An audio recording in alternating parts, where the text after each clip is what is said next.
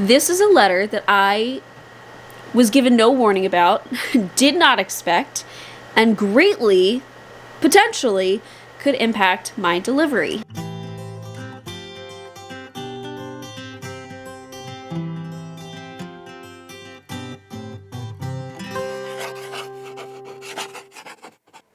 Hey guys, it's Maggie and I'm back today, and it's been an interesting 24 hours. I gotta tell you about it.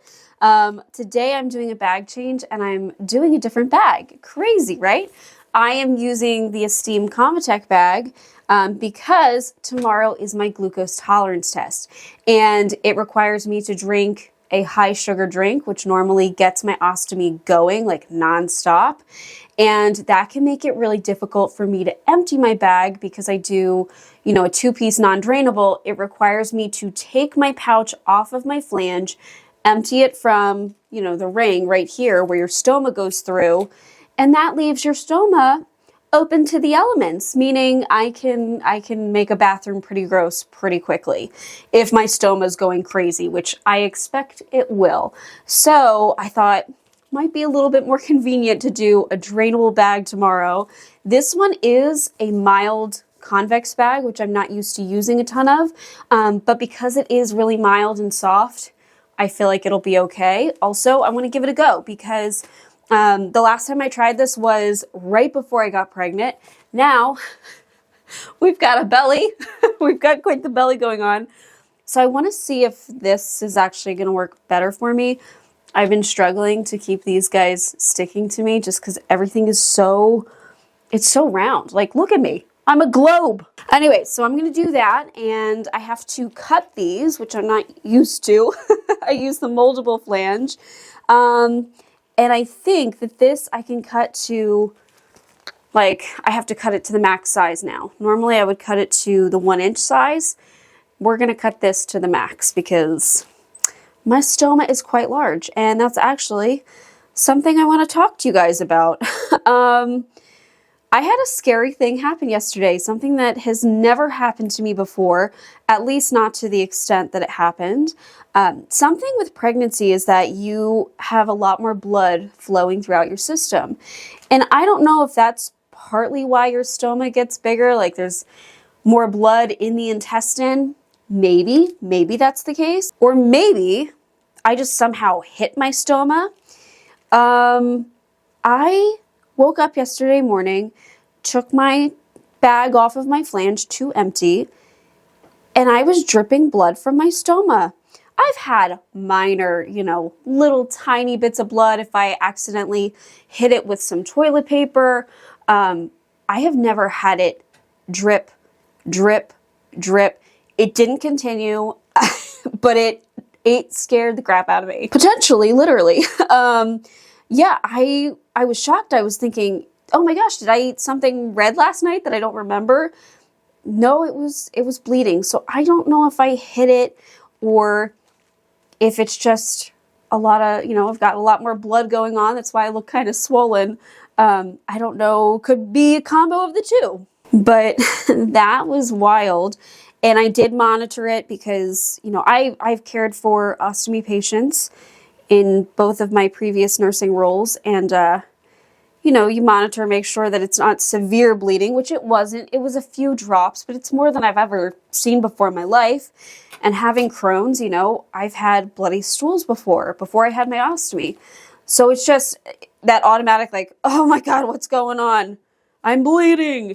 But it did stop very quickly. It has not returned, and I could see where it was bleeding from. It was the very tip of my stoma, but still, it's never fun seeing blood come out of you. So that was my interesting thing yesterday morning, and thankfully seems to have stopped. Obviously, we'll see right now what's going on with my stoma. I mean, everything feels good. I'm due for a change, though. I've mentioned that I like to change my bag before I get ultrasounds done too, and I'm getting an ultrasound tomorrow. Normally, I would just change the morning of the ultrasound, but because we're switching the bag that I'm using, I want to make sure that this feels like it's sticking really well, especially with how round my belly is. I haven't used the Esteem bags on my round belly, but I want to make sure that it works and I don't experience a leak tomorrow. That would not be fun because it's going to be a little bit longer of an appointment. I think I go in and I ask for the drink, and I think they'll take my blood sugar first. Then I have 5-10 minutes to drink the sugary drink, which I am okay. You know, along with being a GI nurse, I was a diabetic nurse, and I cared for a lot of type 1 diabetics, like newly diagnosed, because it was pediatrics. And so I've seen how bad diabetes can be and the damage it can do to your body. So I'm taking it seriously. That's why I'm okay getting this test done, even though it might impact my ostomy a bit and I might get a bit dehydrated.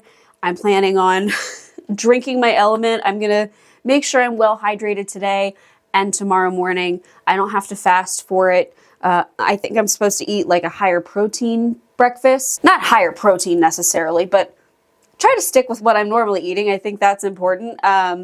But protein can help. So hopefully we're all good. I hope I pass tomorrow. Be a pain in the butt if I didn't. We'll see what happens. Okay, time to whip the belly out. Make sure my pants are up because they keep falling down on me. Oh, she feels so big in there. You're getting giant! Yay! All right, so all I did was I put an e-conceal around the light convexity. And we're going to take off the old bag. I love these things. I just got a new order of them. The Fab Little Bag. They are for tampons. They have a smaller size for tampons or, you know, pads or whatever, but then they have the bigger ones for ostomies or diapers. I thought, let me get them for myself, and then I'll keep a few in my purse in case, you know, once she's here, if I have to change her diaper and we don't have anywhere to throw it out, hey, got these guys. They seal up with adhesive and they keep odor from escaping, so they are fantastic. What am I doing here? I want this guy. All right. Since I'm using the waterproof flange extenders right now, I got a big guy of my adhesive remover. I love this stuff. Essentially melts the bag off of you. It's great. Okay. Gently wipe around my stoma just so I don't make it bleed again.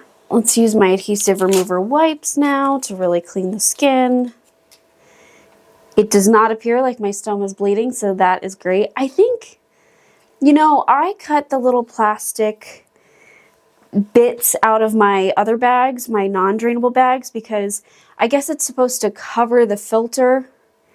I cut them out because I glue the filter shut, and in order to do that, I can't have the plastic covering the filter. I'm wondering if the filter looks like a little rectangle and it kind of sticks out into the bag.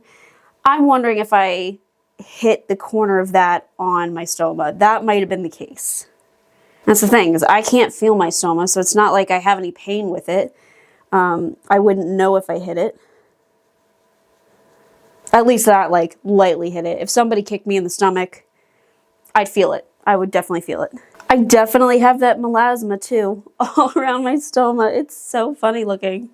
Okay, I just added a little bit of Flonase around my skin just to keep me from reacting to adhesive, because I've had a little bit of an issue with that in the past. And just be careful with this. Ask your WOCN if you can use this stuff. It's a nasal spray with a steroid in it, and that can actually impact your ability to heal, so you don't want to use it on open skin or anything. I just use it when my skin is in good condition, and it seems to keep my skin in good condition. So, and it dries quickly. That's why I use Flonase. All right, a little bit of skin barrier. I'm just prepping the same way, basically. Nothing really changed with that. Just the type of bag. Let's cheat. Let's give her a go. Did I cut this big enough? Oh, this might actually be too small for my stoma now. I think it is the smallest size. Come on, just shoop, shoop. This bag straight-ish. Okay, press her into place. I thought I had a few more of these bags. This is my last one, but if I feel like I get really good results from this, I think what I'll do is maybe order these. Let's see how it works out on the round belly. Many of you said that I should try convex because that helped with your round belly. I know people are saying use the star-shaped one from Coloplast. I'm allergic to their bags, unfortunately, so I can't do that one. But, you know, it is what it is.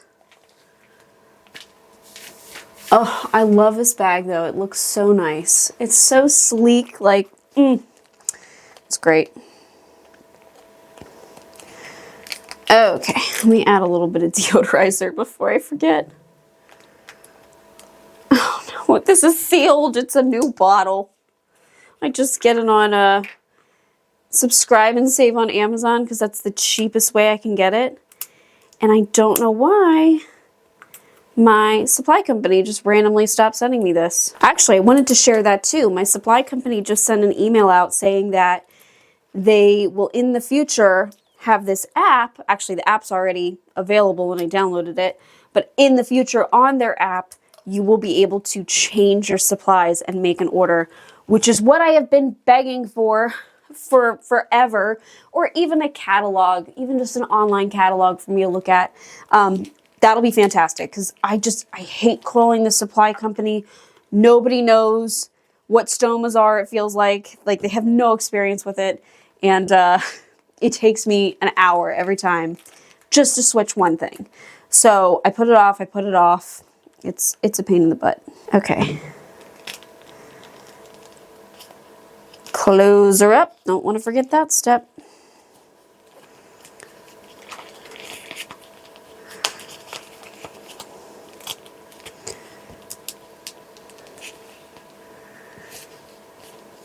Okay, well, I'm glad my stoma is not bleeding anymore. Thank goodness. Oh, this feels nice.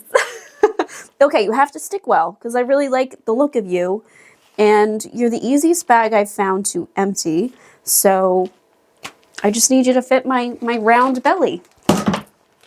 As I drop the hairdryer. Oh, I have something else I want to update you guys on. A letter I got in the mail, which, oh my gosh, just insurance and healthcare, they really love to spring things on you and make you stress out. So let me wash my hands, finish up here, get comfortable somewhere else because I feel like I need to sit down, and I'll share that with you. All right, guys, I am all settled, and I gotta say, this bag feels really good. It feels like, well, I'm not wearing a bag. So I am wearing a bag, right? You're still on there? Yes. Okay. Confirmed. It feels good though. It feels like I'm not, like I don't have anything on. So that is a win. We'll see how it sticks. Okay. Let's talk about the letter I received yesterday. This is a letter that I was given no warning about, did not expect, and greatly, potentially, could impact my delivery. So I received a letter yesterday from my insurance company stating that if by March 15th they don't negotiate a deal with the hospital system I plan on delivering at, I will not be covered. And I'm due in May. That is a huge freaking deal. So I'm sitting here thinking, oh my God, do I need to switch OBs? Which from my understanding in the third trimester is a pretty hard thing to do. When you're so far along, OBs don't necessarily want to take on a new person. I don't know if it's liability reasons or what. But I'm sitting here thinking, oh my gosh, I'm going to need a new OB. From my understanding, my OB is not impacted. They would still be covered. But they only deliver at this hospital system. They're not part of the hospital system, but I guess all the doctors have privileges there. And I know that I could go anywhere to deliver. I get that. I don't want to do that. This hospital already knows me from the ectopic. And also these doctors have been aware of my surgical history. They have my surgical notes, and that is extremely important to me. So I was I was so upset. I was like, what am I gonna do? It's too late for me to get a new OB. Like, you couldn't freaking tell me months ago? Warn me? Anything? So yes, I was quite upset. Shared it on Instagram. Thankfully, a lot of you guys said that this has happened to you, and it's actually not all that uncommon. And in the last hour, they negotiate a deal. and it's fine, and your coverage continues, because they don't want to lose money. That's really what it comes down to. So that is very frustrating, but it puts the stress on the patient, and I feel like my hands are tied. I feel like trying to find an OB at this point with a system that is covered is going to be difficult, and it's also stressful because I'm already established. I already feel good with this team. So I kept reading the letter, and they actually do have something called continuity of care. Before anybody comments, yes, I recognize that I'm pronouncing that wrong. Continuity, I don't know why my brain didn't allow me to say that, but I'm going to continue saying continuity, whatever the heck I was saying. Just wanted to throw this in here. Essentially what this allows you to do, you have to apply to it. So they have a form, and there's certain medical conditions that are covered under this. And basically it gives you an extra 90 days of coverage. Pregnancy is one of those conditions. And I also think chronic illness was part of that, like a chronic condition. Or if you just had surgery and you're still being seen for post-op care. So that made me feel a little bit better. Obviously, it's not guaranteed. I have to apply to it. But pregnancy and high-risk pregnancy are two of the conditions. And so I haven't been declared high risk, at least not officially, but they're treating me like that. I'm not seeing maternal fetal medicine at this point, but they are having me come in for frequent ultrasounds. So I'm going to ask. I have the appointment tomorrow with the OB, because I see the OB every 2 weeks now, and I have the ultrasound and I have the glucose tolerance test. I'm going to ask the OB, am I high risk? Can we make me high risk at this point, for me to fill out this form and hopefully be good if they don't reach any negotiation? It's just a frustrating thing to find out so close to delivery. I mean, I know I'm not that close to delivery, but we're getting there. We're getting towards the end, and these things should be settled, right? We should feel confident about the plans, and now I feel like it's been uprooted a little bit. It's a little unstable. I'm sure it'll all work out. It'll all be fine. We will figure it out. It'll be okay. It'll be okay. But I don't like having the rug ripped out from underneath of me so close to her arrival. Like, that's just it's a bummer. When I opened the mail, I thought it was like, hey, we are aware that you're pregnant, and maybe here's some info on adding your baby to insurance, because it said family on it. It said our name, family, and we've never had a letter from our insurance company that said that. A little bit frustrating. I'll keep you updated on that. I'm gonna get that form taken care of ASAP, though. I'll probably mail it off tomorrow after my appointment, and we'll see what happens. But been an interesting 24 hours between bleeding stomas and keeping an eye on that, and then finding out about my delivery might not be covered if I go to this one hospital system.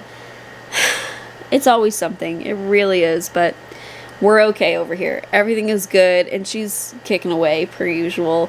She kicked me. Well, she didn't kick. She rolled or something in the middle of the night. I, could feel a wave across my belly. Whew, it was weird feeling. So, yeah.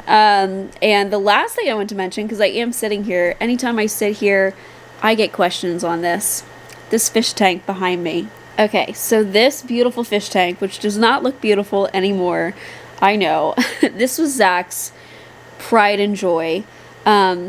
It's a huge fish tank. It takes up our whole wall over here. I think it's 175 gallons, something like that.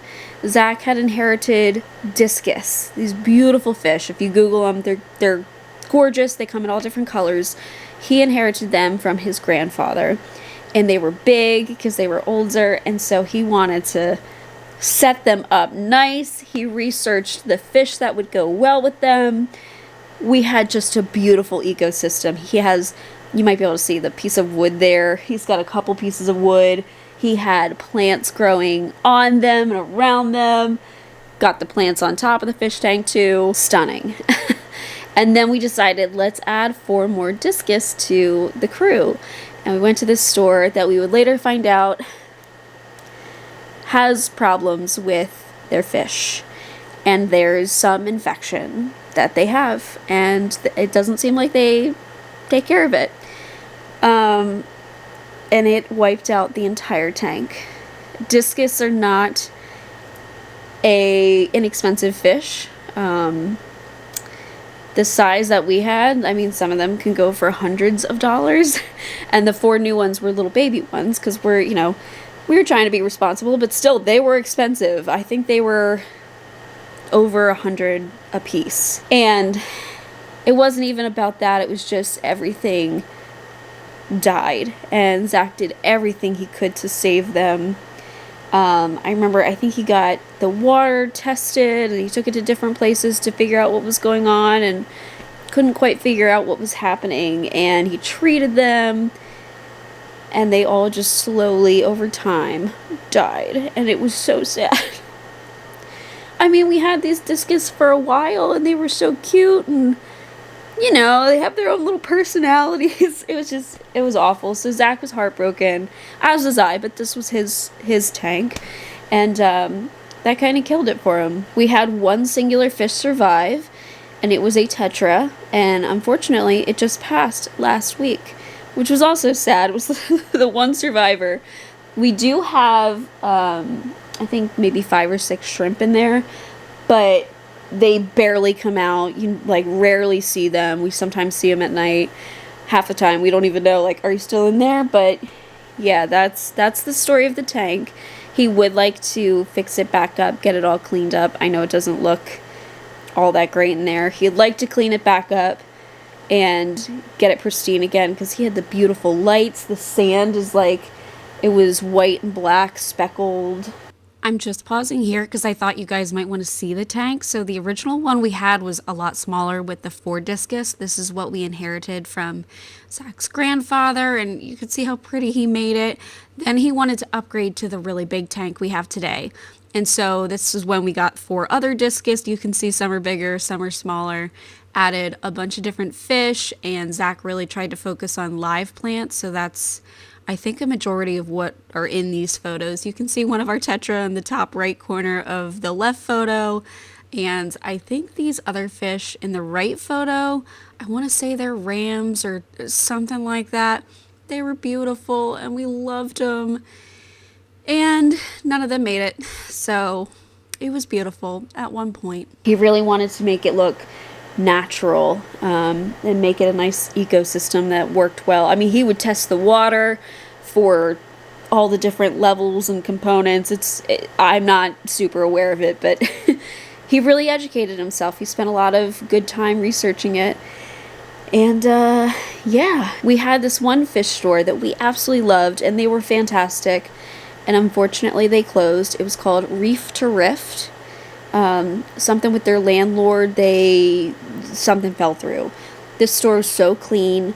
They took such good care of their fish, and we never had an issue with theirs, but they don't exist anymore. So that's kind of been the struggle. Like, where do we get reputable fish that won't die on us because they're diseased?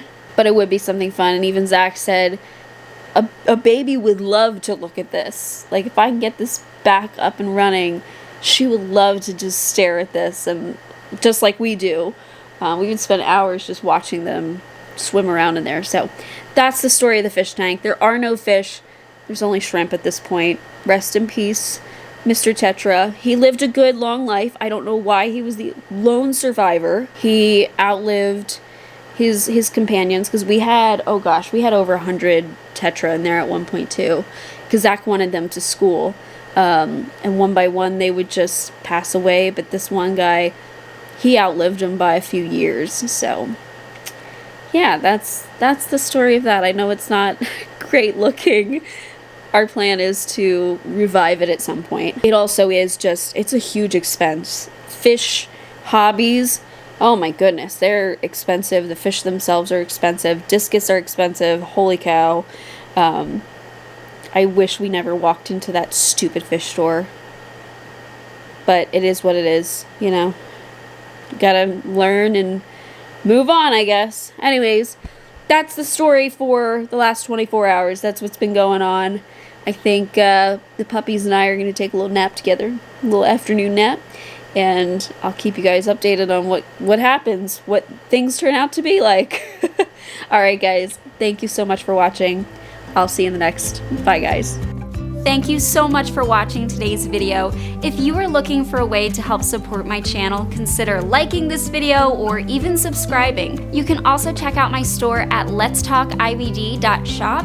I have stickers and hoodies like these guys over here, just related to chronic illness and inflammatory bowel disease, something fun. And I also have a coupon code for my YouTube watchers. You could also become a member of my channel like the wonderful people scrolling on screen here. They've become a member and they have access to videos a little bit earlier. It's a great way to support my channel, and really, just watching my videos means the world. Thank you so much, and I'll see you in the next.